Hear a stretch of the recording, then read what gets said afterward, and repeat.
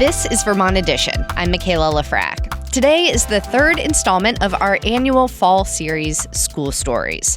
Every Tuesday this month, we're focusing on issues related to Vermont's elementary, middle, and high schools. This week, sex ed. I don't know about you, but my experience learning about sex and sexuality in school was pretty similar to this scene from the 2004 movie Mean Girls. Don't have sex, because you will get pregnant and die. Don't have sex in the missionary position. Don't have sex standing up. Just don't do it. Promise? Okay, everybody take some rubbers. So helpful. I also remember being handed this little pink zip-up pouch with white polka dots on it. I can picture it perfectly. And it had a couple pads and tampons in it. Every girl in my 5th grade class was given one of these little pink and white pouches. And I remember being so mortally embarrassed by it. Sex ed has come a long way since then. Later in the hour, we'll talk with 2 local sex educators about how they teach kids about sex in an age-appropriate way. But first, let's talk about some recent news in this sphere. A lot of sexual education programs are funded by the federal government. The Trump administration is threatening to cancel its grants to states that don't comply with the administration's policy on only teaching about 2 genders, male and female. In late August, the Department of Health and Human Services terminated a grant to California after the state, in the department's words, quote, refused to remove radical gender ideology from the federally funded education program. The same thing could happen in other states, including Vermont. Here to tell us more is Carter Sherman. She's a reproductive health and justice reporter with The Guardian U.S. She's also the author of The Second Coming: Sex and the Next Generation's Fight Over Its Future. Carter, welcome. Thank you for having me. So you've written about this issue for The Guardian. The funds at the center of it are from something called PrEP. What is that? So PrEP is short for Personal Responsibility Education Program. And basically the idea behind PrEP is that it is specifically trying to help at-risk youth navigate understanding what STIs, condoms, and safe sex might look like in terms of preventing pregnancy.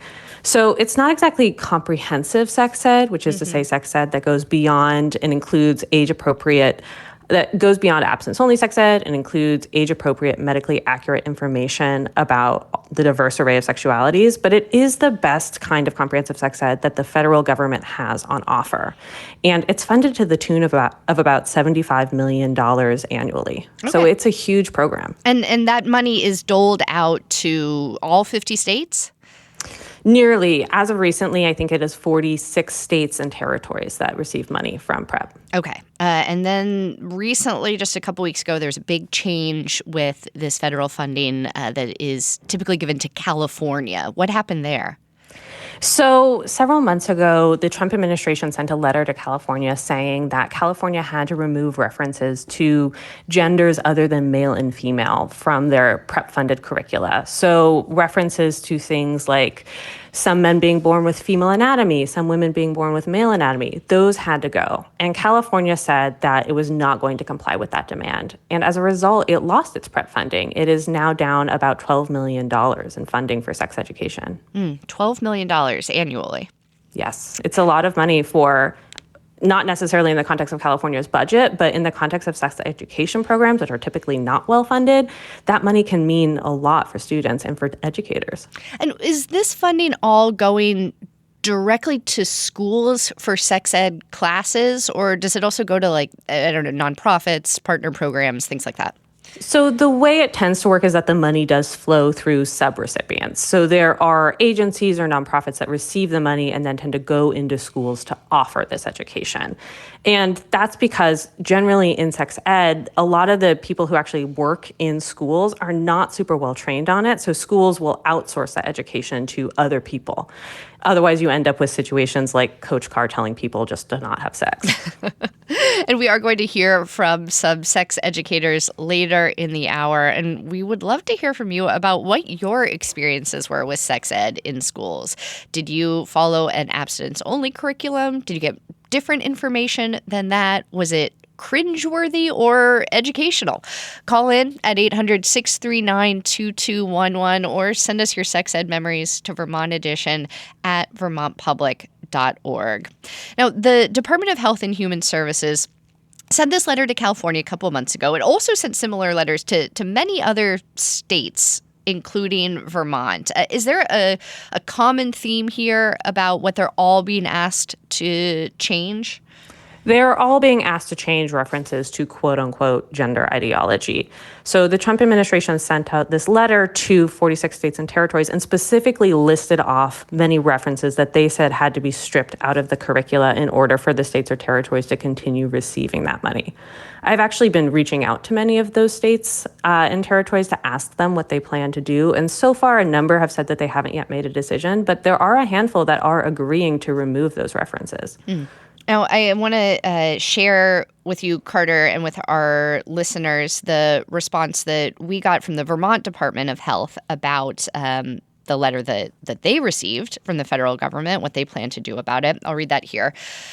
And I'm quoting here from an email that we received. The Personal Responsibility in Education PrEP program has supported age-appropriate sexual health education for Vermont youth in community settings for over a decade. In response to the federal government's notice that funding for this program would be eliminated for using previously approved references to certain facts about sex and gender, Vermont will stop using federal funding for aspects of the curriculum. Within our existing budget, the health department will ensure that funding is available to continue the portion of the curriculum that includes information involving gender.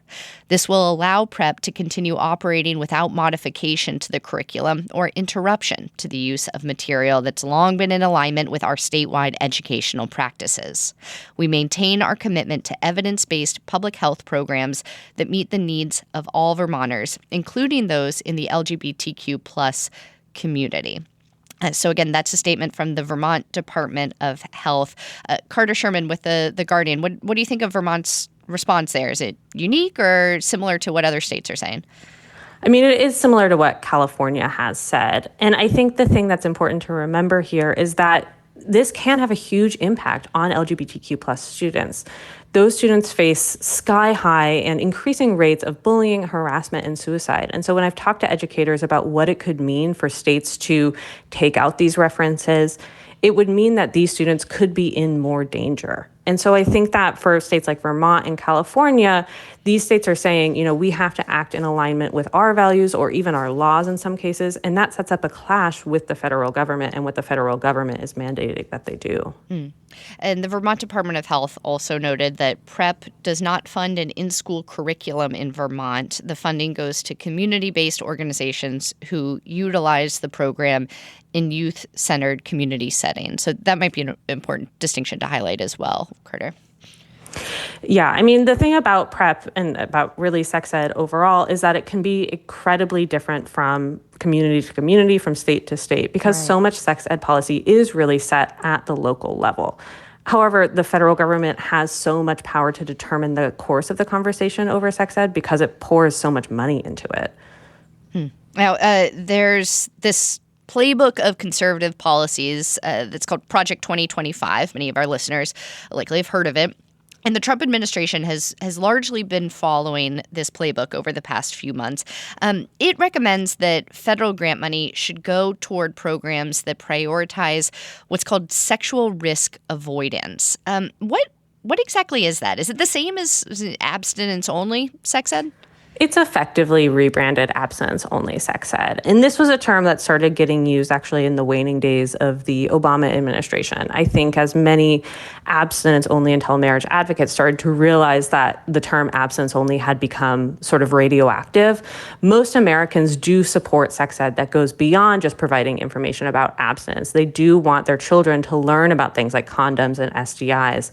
And they accept that premarital sex is pretty normal in this day and age. And so what the government has done is use this term sexual risk avoidance to divert money into ways that people might not realize are funding that abstinence-only sex education. In fact, separate from PrEP or separate from the Teen Pregnancy Prevention Program, which is another major federally funded sex ed program that also provides more information than just absence only, the federal government pays about $50 million per year into a sexual risk avoidance education program. So it's not like there's not money going into absence only sex ed. It's just that money tends to come from a different bucket.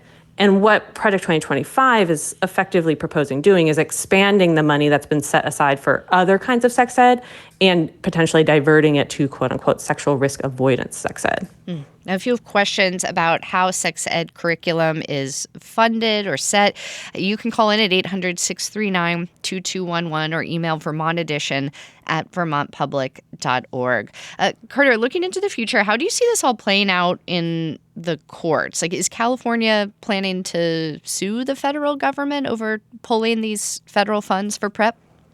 Well, the California State Health Department, which I've been talking to, doesn't exactly know what the future of the program is going to look like. But I wouldn't be surprised if California does end up suing in some way over this action. We did see during the first Trump administration, the administration tried to abruptly pull the funds for the teen pregnancy prevention program, and organizations sued, and the courts ruled that Trump's actions were unlawful. So I wouldn't be surprised if there was a similar action that played out here. I think particularly given that California and Governor Gavin Newsom has tried to position itself as a nemesis to the Trump administration, I think that this could be something that we see unfold in the courts. As it's unfolding, and this has actually been going on for a while, because you said that, sex ed curriculum is set locally and statewide more so than it is by at the federal level. But this means that the two states that are right next to each other can have vastly different approaches to sex ed. Having studied this system and reported on it for a while now, Carter, what do you make of that kind of patchwork of sex education in the U.S.? Are major pros, major cons? Well, I do think in general, the default setting for sex ed in the United States is that it's not very comprehensive and not very welcoming and not very inclusive. For my book, I interviewed more than 100 young people under 30 and asked all of them about their experiences with sex ed. And regardless of whether or not they grew up in a red state or a blue state, many of them had just abysmal experiences with sex ed where they felt like they didn't learn anything that was actually helpful or relevant to their lives. In fact, many of them specifically referenced the Coach Carr Mean Girls scene. And so I do think that we should just understand from the beginning that we have sort of accepted that sex ed is not going to be actually very helpful and is oftentimes treated as a joke regardless of where you grow up. However, as red states and blue states diverge further on the ways that they're going to teach sex ed, the ways that they're going to talk about LGBTQ plus identities and people and rights, I think we're setting up a situation where children who grow up, particularly queer children who grow up in red states, are going to be facing potentially higher levels of that harassment, of that bullying, and facing worse levels of mental health. And so I think that this is potentially something that will reverberate for generations to come. And I don't know that everybody necessarily recognizes the ways that sex ed sets the foundation for our sexual lives moving forward. And I do hope that as this moves into the broader conversation, as we talk about what's going on with PrEP and the Trump administration, it's worth for people to ask themselves, do we think that sex ed can be better or more comprehensive in many different ways? I can imagine that sex education transformed in some ways during the pandemic, too, as these courses were being taught online and maybe parents had more access to them than they normally do since kids were listening in from their own homes. Is that something that came up in your conversations with young people under 30 about sex ed? Oh, absolutely. What was interesting is that I found actually many of the people who were younger and who were supposed to get sex ed during the pandemic ultimately just didn't get it. Yeah. And they didn't get any information whatsoever. I talked with one young man who talked about going to CVS multiple times with the same friends and picking up pregnancy tests with the same people over and over again because these people were not necessarily given basic information about how sex leads to pregnancy. And you realize that was because they hadn't gotten sex ed during the pandemic. So research is still emerging on exactly what went on with sex ed during the pandemic, but I do think that we know at this point that the temperature around debates around sex ed have intensified incredibly. I have been in school board meetings where people have gotten incredibly incensed about what was being taught to their children through sex ed, and I think that is in part because in general, people started to get more of a sense that, their teachers might be doing bad things. There were a lot of conspiracy theories floating around during the pandemic. There was a lot of misinformation going on around sex ed and sexual assault and so on during the pandemic. And I think it's really not necessarily led to a more comprehensive conversation about sex ed in this country. Well, I'm glad you're here to help us have that conversation today on Vermont Edition. Carter Sherman is the author of the book, The Second Coming, Sex and the Next Generation's Fight Over Its Future. She's also a reproductive health and justice reporter with The Guardian US. Carter, thank you so much for your time. Thank you for having me. We would love to hear what you remember about your sex ed classes in middle or high school. Did you learn any important lessons that you can still remember today? Or maybe it was a teacher's awkward description of a body part that sticks out to you most. Call in or email those thoughts. You can email Vermont Edition at vermontpublic.org or call 800-639-2211. Coming up, we'll hear your stories and talk with two sex ed teachers from our region. This is Vermont Edition. Stay with us. This show is supported by Odoo. When you buy business software from lots of vendors, the costs add up and it gets complicated and confusing. Odoo solves this. It's a single company that sells a suite of enterprise apps that handles everything from accounting to inventory to sales. Odoo is all connected on a single platform in a simple and affordable way. You can save money without missing out on the features you need.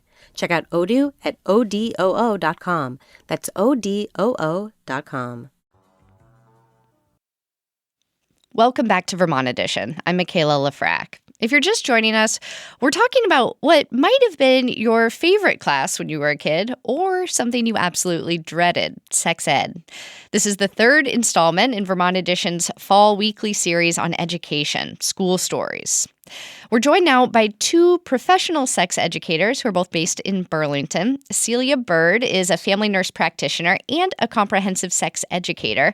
She teaches elementary and middle school health at the Schoolhouse in South Burlington, as well as sex ed classes at the Unitarian Universalist Church in Burlington. Celia, welcome. Thank you. Glad to be here. We also have Jenna Emerson with us. She is a sex educator as well as a stand-up comedian. Jenna, welcome to Vermont Edition. Thank you so much. We're excited to hear from you as well. What was helpful for you in your sex ed classes or not helpful at all? Call in at 800-639-2211. All right, let's start by traveling back in time a little bit. The year is 1962, and I want to play you a clip from one of the first sex ed films that was shown in American public schools. It was produced by the University of Oregon. Let's take a listen. Presence of these hormones in the blood brings about many changes in the bodies of both boys and girls, and in the way they feel and act, too. These physical changes make the boy feel more manly and the girl more womanly. Both feel independent. They begin to be interested in members of the other sex, in social activities, and in being together. These are normal feelings. Scintillating stuff. Jenna, how has sex education changed over the decades in your view?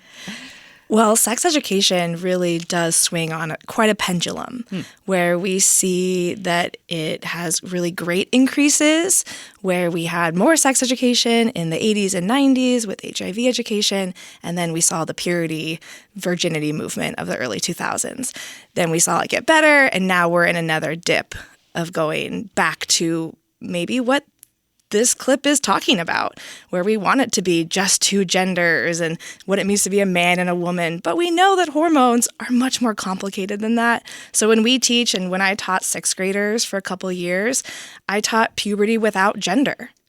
And you might think, how do you do that? Well, hormones don't necessarily have a gender. And so sixth graders were able to understand hormones through that lens. What does testosterone do to the body? What does estrogen do to the body? And also, everyone has both. So when you teach puberty, I usually have them show what happens to people with testosterone dominant or estrogen dominant or both. And usually the conclusion is there's a lot more that happens to everybody because we all have the hormones. So just from that clip, that's how I would teach it differently today. Yeah. But not everyone does. Okay, so big changes in how we talk about gender through the decades in our sex ed classes. Celia, what stood out to you from that clip? What's different or the same about how you teach sex ed? I agree with Jenna. The good news is we have come a long way, and we can understand how to make children feel seen in the classroom, and outside of the classroom, that when they're listening to sexuality educators, that they feel that somewhere in there's information for them. So we know the evidence shows that we can expand our conversation to include everyone, and that the information, when it's scientific and evidence-based, that they will have that to build on. And the good news is the only good piece I heard in that old clip was, this is normal. If we can have students in the classroom feel that they are normal and that everything is expected, that they're experiencing and they're not alone, then that is one of the major things that can come out of sexuality education when we're giving them that scientific, evidence-based information that they need. Yeah. And that it's not so scary or not so taboo. I don't want health class to be that thing that people quiver and talk in whispers that, oh my gosh, look, it's a pad. I want people to talk about it without the taboo of it. And that's the hope. Yeah. Yeah. Well, let's define our terms here, because sex ed could mean something different depending on how old you are or where you grew up. How do you, Celia, define what sex ed is? What's under that umbrella? I think when we talk about sexuality education, we have to recognize how enormously broad it can be. I'm trained as an OWL educator, which is the Our Whole Lives program. And the multitude of topics that come up in the sessions for students is enormous. It includes bullying. It includes gender stereotypes. It includes friendships and relationships and love and intimacy. So I think what Jenna talked about of how it makes people feel really squeamish and uncomfortable, adults included, is that it's hemmed into this really narrow subject. And I think sometimes even the title sex ed limits it even further. Sexuality education is really one branch of health education that includes almost everything that we experience on a regular basis as we grow into who we are and our identities, and particularly for young people growing up that they're experiencing. Yeah. So I play a game with my middle schoolers of name one word, and I'll tell you how it's related to sexuality education, because there's almost no topic that isn't in some way related. So I think recognizing how broad that is, and that gives us an opportunity to help educate children regularly, because it's fitting into all the aspects of their life. Glockenspiel. Try that one. We don't have to play right now, but I love that game. What do you think, Jenna, people would be surprised to learn falls under your umbrella of sex and sexuality education? Just to answer, since I'm a comedian, word association, glockenspiel, I'm thinking toys. Okay. Sex toys. There you go. There you wow. go. 2 degrees of separation. 2 degrees of separation. Things to play with. Okay. Things to make fun. Glockenspiel should be fun, and sex should be fun too. So that's a philosophy I go into sex ed with, is that experiencing relationships, bodies, sexuality should be a positive, fun experience. When I define sexuality education, I agree a lot with Celia that it's really broad. There's models of the 5 circles of sexuality that you could look at. And sexual behaviors is one very small part of sexual health and reproduction. And there's more circles around media messaging, sensuality, intimacy, sexual identity, gender. Something that I always find that is missing in sex education that I think is really important is the social justice aspect. So when I ask students what they learned in middle school and high school, it's always the mechanics, right? It's the STIs, condoms, birth control, and that's it. Mm-hmm. where are we talking about pleasure? Where are we talking about communication? Where are we talking about social justice, reproductive justice? Because that all really impacts our sexuality as well. Well, my question there then is, in this America that we're living in today, people have lots of different feelings about those big topics that you're laying out, Jenna. So who gets to set the curriculum for these conversations? Is it the school administrators that you're working in? Is it the two of you when you go to a specific school you're working in? Is it parents? Where does the curriculum come from? Oh, Celia, we'll start with you. It comes from so many different places. I mean, within an individual school, they're working with state standards and national standards, and those are outlined. And then there's essential topics that are developed by a group of experts in our state to say this is a way to teach these, and I rely on those. I think one of the things that we're talking about in this increasingly complex world in which the opportunity to teach sexuality, comprehensive, accurate sexuality education, which is what we're talking about every time we say sex ed here, is at risk. It's at a really high risk of not being possible to do that well. So one of the things that's really important is to think about when we understand sexuality as covering all these broad topics and health education and what we want our young people to learn is recognizing that with that comes this huge opportunity to basically make its way into other places. So I teach in a classroom, like you described, but I'm also teaching outside a classroom, training outdoor educators that they're always doing this education when they're with young people. My favorite example is running with pool noodles, right? That is the best consent example that you can find in young people's play, because like you described, if it's not fun, if everybody is not having fun and consenting consistently and continuously saying, yes, I'm still having fun, then it's not fun for everyone. So imagine if you're teaching that to a group of young outdoor educators or summer camp counselors who are working with elementary students. That message is resonating, hopefully, on two levels. One, you're giving a building block of consent education to young kids. Ask before you do something fun and make sure it's still fun for everyone. Yeah. And then maybe you have high school or college students who are hearing that message as well.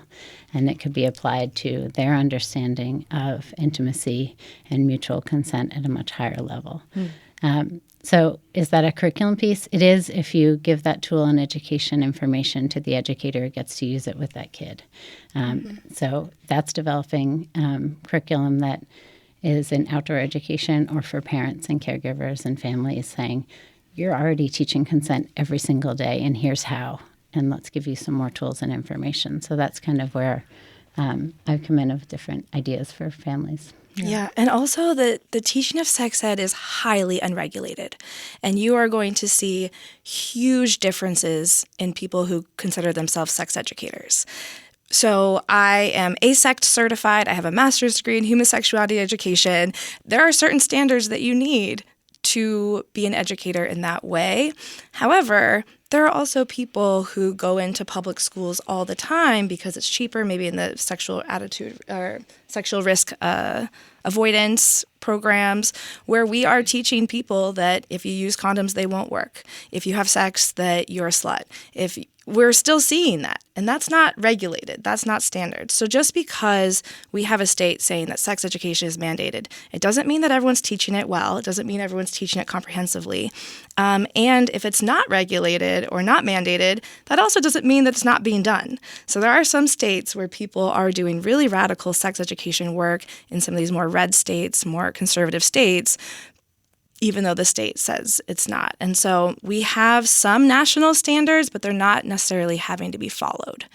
We have sex educators who put out standards, but even with health education, oftentimes we have in the public school, health educators are also the PE teachers. So I've seen some of those health education lesson plans, and it's really just the mechanics: HIV, STIs, pregnancy prevention. So we're really not following the standards that sex educators put out. The Future of Sex Education, FOSI, through CECAS, put out some standards that are really wonderful, but there is no regulation that they should be So followed. it could really vary depending on what school your kid is in, even if, they're in a public school in Vermont and your neighbors at a different public school in Vermont. And teacher by teacher. Yeah. Which is why when I went to graduate school, it was all about our comfort in teaching. Well, let's bring in some comments from our listeners here. And if you have thoughts about your own sex ed classes that you had in middle or high school, call in at 800-639-2211. Kevin in Brattleboro wrote us an email and said that sex ed was taught at me in the mid-90s. I was just starting to realize I was gay. I still am, in fact. I just remember examining everything their teacher, Miss Manning, said, looking for any hidden meaning relating how not to be gay. I never picked up on any.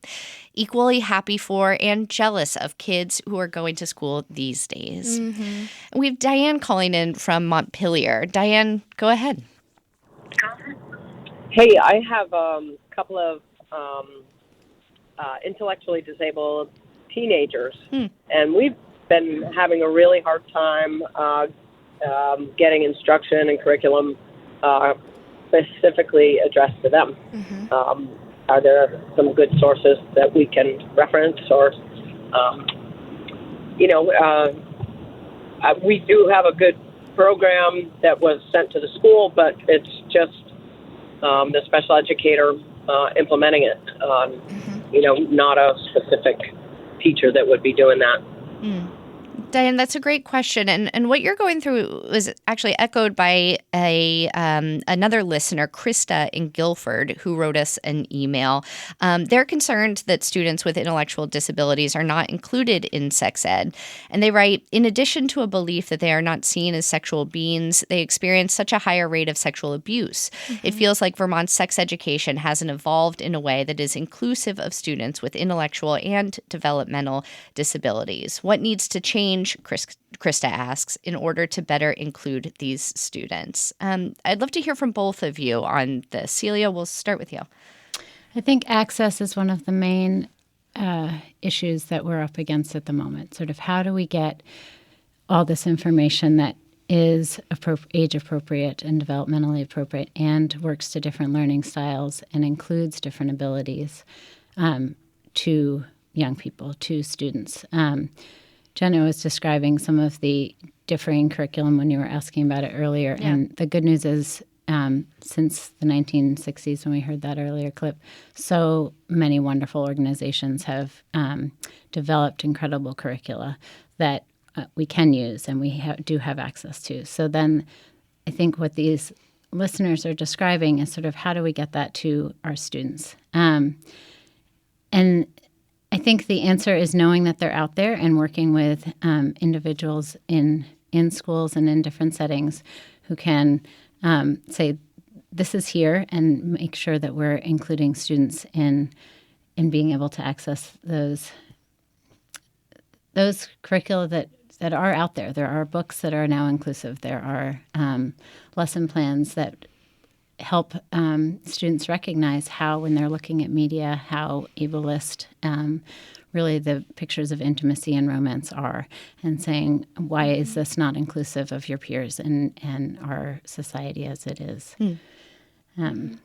And we'll try to get some links to some of those resources that you're talking about and share them on our website, vermontpublic.org, after today's show. We also got some great book recommendations from the librarians at Fletcher Free Library in Burlington that we'll include as well. But Jenna, what are your thoughts here on what Diane and our other listener, Krista, are saying? I'll echo that there are a lot more resources in the past 5-10 years that are coming out about intellectual disabilities, a lot around autism, neurodivergence, IDD, and there is a semi-local person who's a consultant in this. I think it's Elevatus training out of New Hampshire. I've been to some trainings with. There are also trainings for sex educators through the Center for Sex Education out of Planned Parenthood, Northern New Jersey. But for students themselves, I think that this is a great opportunity for advocates within the school to try to advocate for educators like me and Celia. You get consultants to come in to be able to teach in that really inclusive way and meeting the needs of students and young people. And I think that's what a lot of sex educator consultants tend to do. Well, let's pause here for a short break. When we come back, we'll hear more of your stories and keep talking sex ed as part of our School Stories series. That's in just a minute. Stay with us. Welcome back to Vermont Edition. I'm Michaela Lafrac. This hour, we're discussing sex education in local schools. It's the third installment in our fall series, School Stories. Every Tuesday this month, we're taking on issues related to Vermont's education system.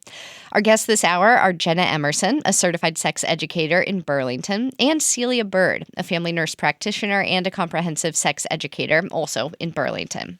And if you're a parent, we would love to hear your thoughts on this conversation we're having right now. What have your kids been curious about and asking you about? Do you have questions about how to start a conversation with your kids about their changing bodies that might be different than what they're getting in schools? We have two experts here who can answer your questions. You can call in at 800-639-2211 or send an email to vermontedition@vermontpublic.org.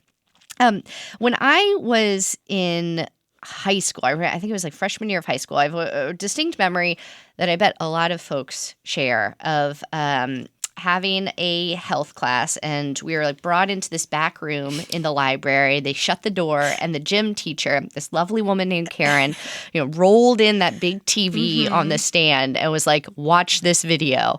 And for an hour, we watched a video. Something I have like blocked out most of it. Childbirth? I know it was about sex ed. It was about sex and the body. And then the door was opened, and they said, "Okay, you can go." But how often are those like outside materials, like films and things like that, still used in sex ed classes, or has the approach changed, Celia? Well, I was gonna go in a different direction.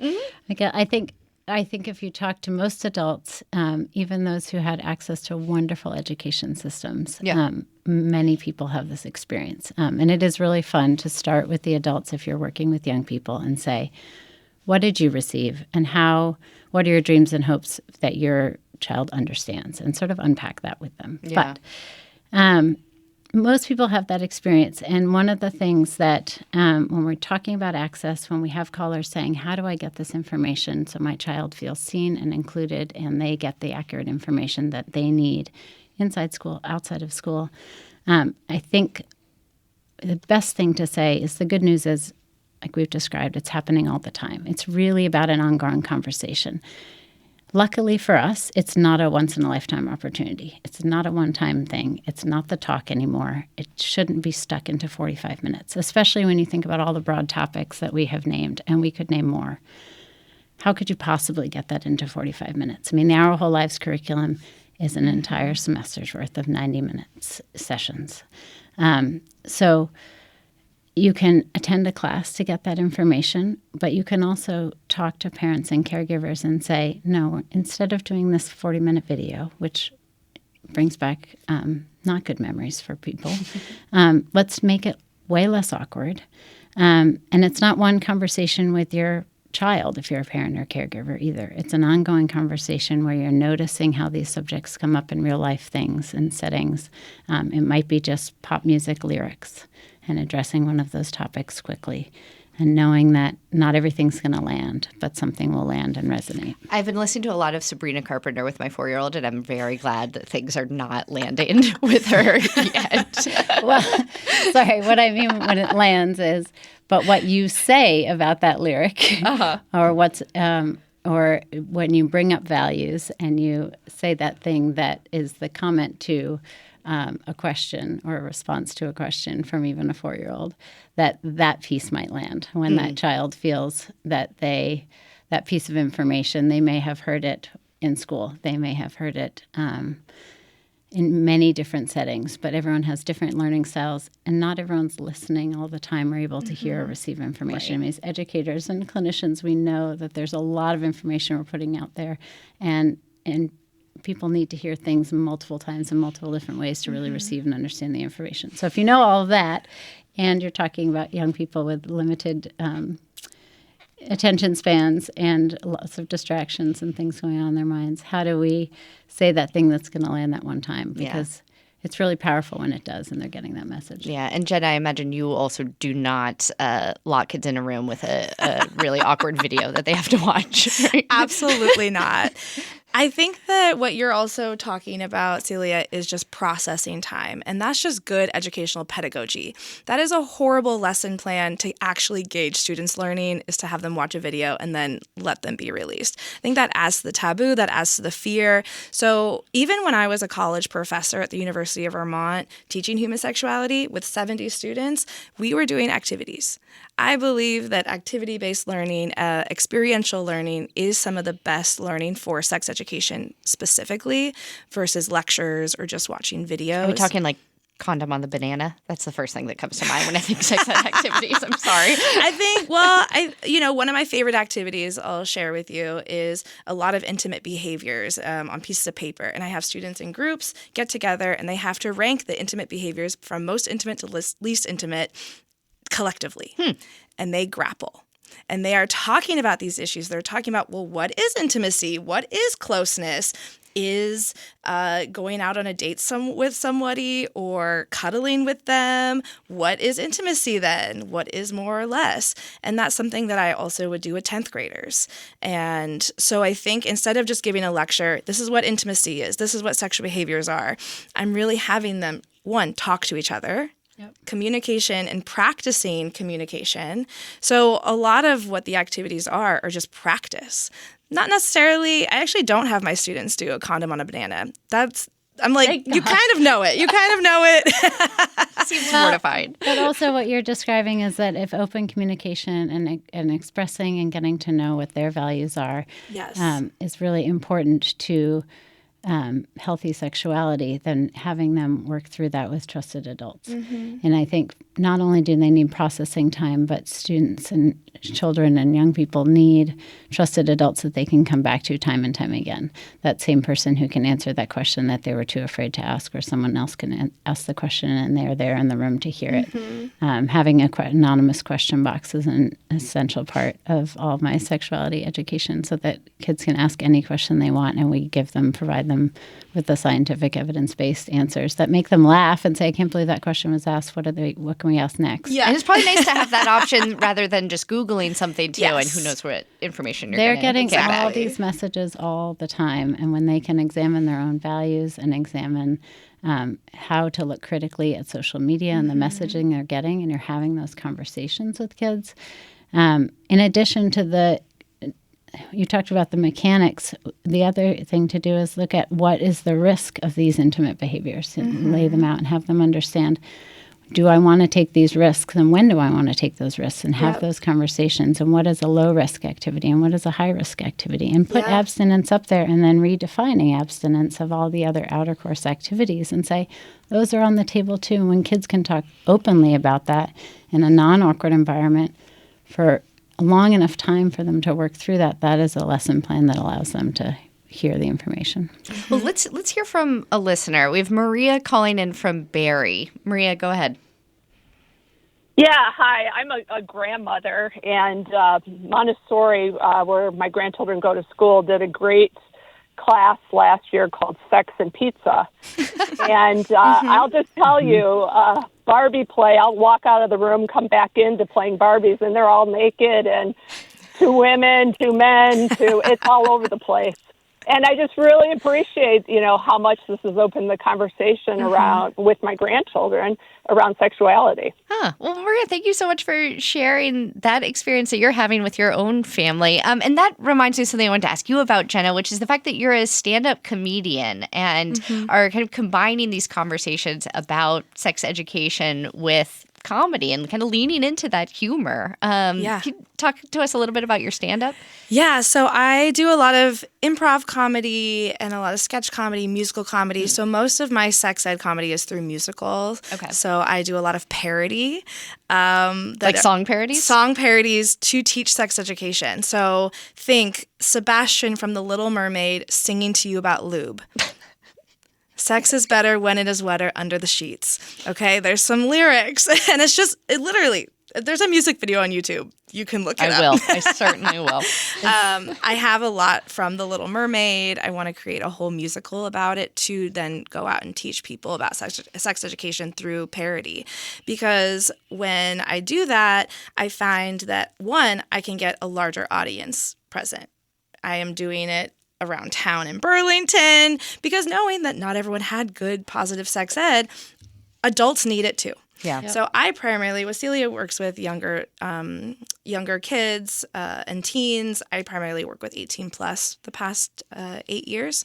And I find that people over 18 are really, really craving sex education because they didn't get enough in middle school and high school, or it was not inclusive, or it wasn't disability inclusive, or gender, sexuality inclusive. And so I try to bring the most radical, inclusive, pleasure-centered sex education that I can, and I do that through games, through comedy. I even have a comedy show next Tuesday at Vermont Comedy Club, 7 to 9 p.m., for Sex Week Burlington, and it is all sex ed trivia and games, and I just want to play. I think that it should be playful and that learning about it should be playful as well. Of course, there are very serious topics in sex education that I do lecture about and that inform my work, but when I go out into the community, I want to do it through entertainment. Yeah. Yeah. And I'm curious, Celia, for your thoughts there working with younger kids, because I mean, bodies are hilarious in a lot of ways. Do you lead into that with your teaching? And using humor in the classroom and outside of the classroom is really the only way to go. I mean, if you're a sexuality educator and you're not making people laugh about how awkward and uncomfortable they are to begin with, and then how all of this is rather just has so many aspects to it that do make us laugh. If you don't give space for that laughter and humor, then it's not any fun. And if it's not fun, it's really hard to learn it all. So my students have made the most amazing 3D models. You asked about, what are the alternatives and interactive activities, what's hands-on. Yeah. It's much easier to learn if you're making a 2D or 3D model of genitalia to understand where it are. And then if you're able to present that and openly communicate and giggle and laugh about it, then maybe you've learned multiple things on multiple levels in addition to where things are and how they work. I know the power of this information. I don't think when you say it's really serious, there are serious topics and you use humor, I think that's the point. It is, yeah. You have to always be incredibly powerful information that we know saves lives, because we know that non-binary youth have higher risks of attempted suicides. We know that students young people who don't have this information, don't feel seen, that they're at risk without this information. So how do we get it to them? How do we increase access? I think making them laugh, making people feel part of it is enormously important. Lastly, this is a brief question for both of you. But if somebody is listening to this and they have kids in the school system and are wondering, maybe how can I help, support their sex ed journey that they're on? Is there maybe one resource that you could highlight, or, a librarian, a person in the community that you would say, hey, try them? Oh, yeah. Mine, I'm so excited. I love amaze.org. Yeah. Amaze.org has only been around maybe 10, 15 years, I think, but it just keeps producing more and more videos for the 8 to 14-year-old age range, and they are incredible. I encourage teachers to show them, but this is something that parents can also show and then use that processing time. What did you think about this? Amaze.org. Great. And Celia? My favorite books are Corey Silverberg's. I think they just do an amazing job of using humor, of using having every person feel seen in their books and their graphic novels or graphic illustrations. In addition, they really make them super readable and accessible and written for different levels. So I always say to parents and caregivers, start there, read it yourself, and then work with students or your kids on reading Corey Silverberg's work. And again, we'll include links to all these resources that we talked about today on our website, vermontpublic.org, and in the show notes for today's show. Celia Bird and Jenna Emerson, thank you both so much for talking with us today. You're so welcome. Thanks for having us. All right, that's all the time that we have for today's show, but be sure to keep tuning in for future installments of our series, School Stories. We're going to be talking about Vermont's pre-K system next week, as well as new cell phone bans in middle and high schools the week after. Today's show was directed by Aaliyah Papes. John Ahrens is our managing producer. Andrea Lorian and Daniela Fierro are our producers. And today's call screener was Rick Barrett. Our theme music was composed by Myra Flynn. I'm Michaela Lafrac. Thank you so much for listening, and we'll catch up again soon.